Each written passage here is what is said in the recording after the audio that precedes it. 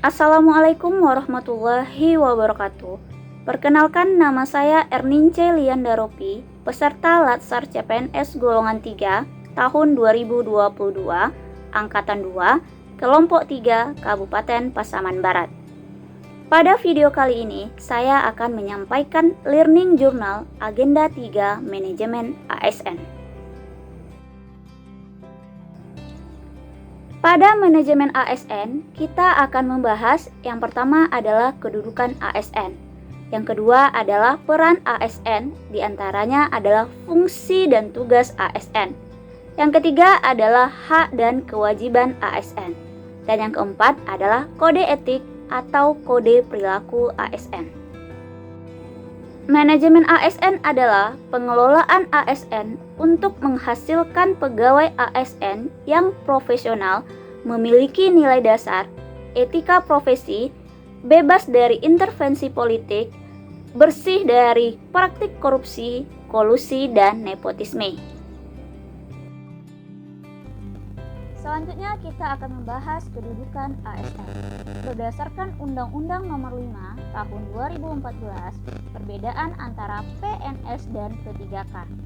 PNS merupakan warga negara Indonesia yang memenuhi syarat tertentu diangkat sebagai pegawai ASN secara tetap oleh pejabat pembina kepegawaian untuk menduduki jabatan pemerintahan, memiliki nomor induk pegawai secara nasional.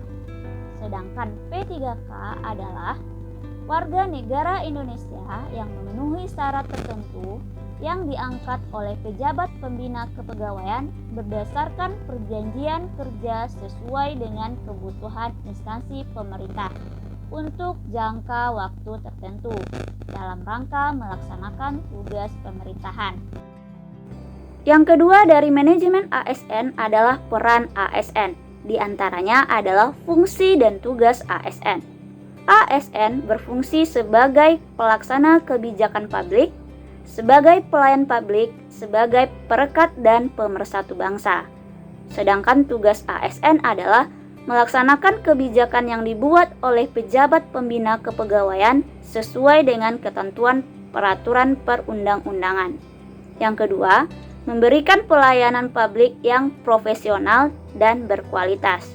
Dan yang ketiga, mempererat persatuan dan kesatuan Negara Kesatuan Republik Indonesia. Selanjutnya adalah hak ASN. Setiap ASN berhak menerima gaji, tunjangan, cuti, jaminan pensiun dan jaminan hari tua, perlindungan, dan pengembangan kompetensi. Begitu juga dengan hak P3K. Untuk P3K terkecuali untuk jaminan pensiun dan jaminan hari tua. Selebihnya itu sama dengan ASN. Kewajiban ASN adalah 1. Setia dan taat pada Pancasila, Undang-Undang Dasar Negara Republik Indonesia tahun 1945, NKRI dan pemerintahan yang sah. 2. Menjaga persatuan dan kesatuan bangsa. 3. Melaksanakan kebijakan yang dirumuskan pejabat pemerintah yang berwenang. 4. Menaati ketentuan peraturan perundang-undangan. 5. Melaksanakan tugas kedinasan dengan penuh pengabdian, kejujuran, kesadaran dan tanggung jawab. Menunjukkan integritas dan keteladanan dalam sikap, perilaku, ucapan, dan tindakan kepada setiap orang, baik di dalam maupun di luar kedinasan. 7. Menyimpan rahasia jabatan dan hanya dapat mengemukakan rahasia jabatan sesuai dengan ketentuan peraturan perundang-undangan. 8. Bersedia ditempatkan di seluruh wilayah NKRI. Ada 12 kode etik atau kode perilaku ASN. Di antaranya 1. Melaksanakan tugasnya dengan jujur, bertanggung jawab, dan berintegritas tinggi. Melaksanakan tugasnya dengan cermat dan disiplin.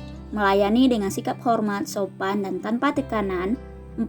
Melaksanakan tugasnya sesuai dengan ketentuan peraturan perundang-undangan. 5. Melaksanakan tugasnya sesuai dengan perintah atasan. 6. Menjaga kerahasiaan yang menyangkut kebijakan negara.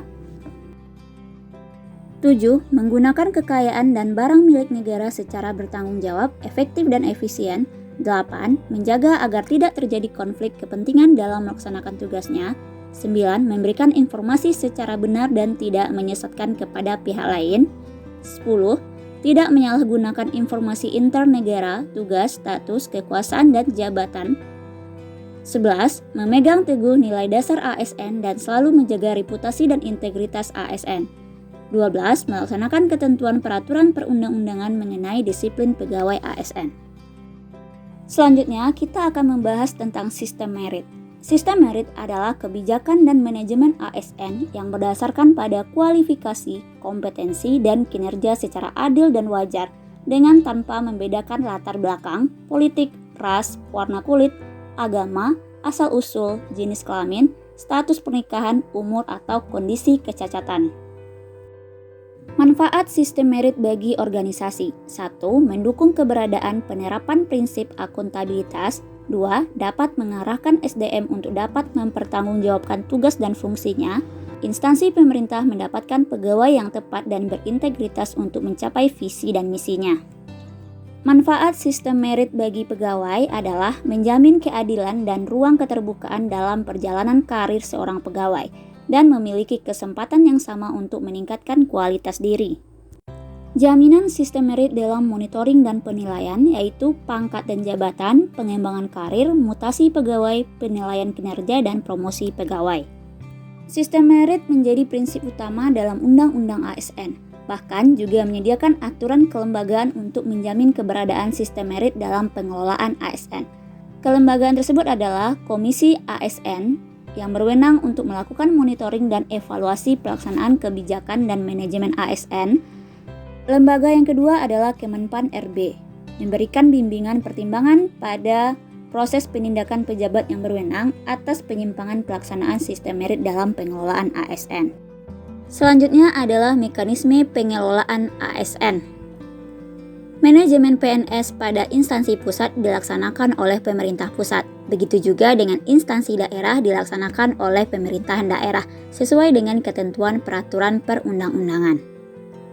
Manajemen PNS terdiri dari yang pertama yaitu penyusunan dan penetapan kebutuhan, yang kedua pengadaan, yang ketiga pangkat dan jabatan, yang keempat pengembangan pola pikir, promosi, mutasi, penilaian kinerja, gaji dan tunjangan, penghargaan, pensiun dan jaminan hari tua, disiplin, dan perlindungan. Berikut kita bahas satu persatu. Yang pertama yaitu penyusunan dan pengadaan kebutuhan. Kebutuhan ini disusun oleh setiap instansi pemerintahan berdasarkan analisis jabatan dan analisis beban kerja. Penyusunan kebutuhan jumlah dan jenis jabatan PNS dilakukan untuk jangka waktu 5 tahun yang diperinci per 1 tahun. Selanjutnya yaitu pengadaan PNS. Yang pertama merencanakan pelaksanaan pengadaan PNS. Yang kedua mengumumkan secara terbuka kepada masyarakat. Yang ketiga, setiap WNI mempunyai kesempatan yang sama untuk melamar menjadi PNS setelah memenuhi persyaratan. Dan yang keempat, penyelenggaraan seleksi pengadaan PNS terdiri dari 3 tahap. Selanjutnya, pangkat dan jabatan. Pengangkatan PNS dalam jabatan tertentu ditentukan berdasarkan perbandingan objektif antara kompetensi, kualifikasi, dan persyaratan yang dibutuhkan oleh jabatan dengan kompetensi, kualifikasi, dan persyaratan yang dimiliki oleh pegawai. Selanjutnya yaitu pengembangan karir. Pengembangan karir PNS dilakukan berdasarkan kualifikasi, kompetensi, penilaian kinerja, dan kebutuhan instansi pemerintah, serta integritas dan moralitas. Kompetensi di sini meliputi kompetensi teknis, manajerial, dan sosio-kultural. Selanjutnya yaitu pola karir. Pola karir PNS terintegrasi secara nasional, disusun sesuai dengan kebutuhan berdasarkan pola karir nasional. Selanjutnya adalah promosi. Promosi PNS dilakukan berdasarkan perbandingan objektif antara kompetensi, kualifikasi, dan persyaratan yang dibutuhkan oleh jabatan, penilaian atas prestasi kerja, kepemimpinan, kerjasama, kreativitas, dan pertimbangan dari tim penilai kinerja PNS pada instansi pemerintah. PNS selanjutnya adalah mutasi. Setiap PNS dapat dimutasi tugas dan atau lokasi dalam satu instansi pusat, antar instansi pusat, satu instansi daerah, antar instansi daerah, atau antar instansi pusat dan instansi daerah. Penilaian kinerja ASN. Objektivitas pembinaan PNS memperhatikan target, capaian, hasil, dan manfaat yang dicapai serta perilaku PNS, disampaikan kepada tim penilai kinerja PNS serta dijadikan sebagai persyaratan. Selanjutnya adalah penghargaan. Penghargaan yang diberikan kepada PNS yang telah menunjukkan kesetiaan, pengabdian, kecakapan, kejujuran, kedisiplinan, dan prestasi dalam kerja antara lain adalah tanda kehormatan, kenaikan pangkat, kesempatan prioritas untuk pengembangan kompetensi, dan kesempatan menghadiri acara resmi atau kenegaraan. Selanjutnya adalah pemberhentian PNS. Yang pertama adalah pemberhentian dengan hormat. Terjadi karena meninggal dunia, atas permintaan sendiri, mencapai batas usia pensiun, perampingan organisasi, dan tidak cakap jasmani dan atau rohaninya. Yang kedua, pemberhentian tidak hormat. Penyelewengan terhadap Pancasila dan Undang-Undang Dasar, tindak pidana kejahatan yang berhubungan dengan jabatan, menjadi anggota dan atau pengurus partai politik, dan tindak pidana dengan pidana penjara paling singkat 2 tahun dan pidana berencana. Yang ketiga adalah pemberhentian sementara. Pemberhentian ini terjadi karena diangkat menjadi pejabat negara. Yang kedua, diangkat menjadi komisioner atau anggota lembaga non-struktural. Dan yang ketiga, ditahan karena menjadi tersangka tindak pidana. Selanjutnya adalah usia pensiun PNS.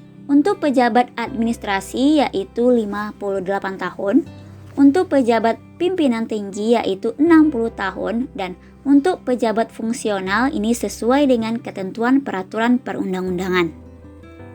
Berikutnya, jaminan pensiun dan jaminan hari tua. PNS diberikan jaminan pensiun apabila meninggal dunia, atas permintaan sendiri, mencapai batas usia pensiun, perampingan organisasi, dan tidak cakap jasmani dan rohani. Berikutnya adalah perlindungan. Perlindungan ini diberikan yaitu jaminan kesehatan, jaminan kecelakaan kerja, jaminan kematian, dan bantuan hukum. Penggantian pejabat pimpinan tinggi.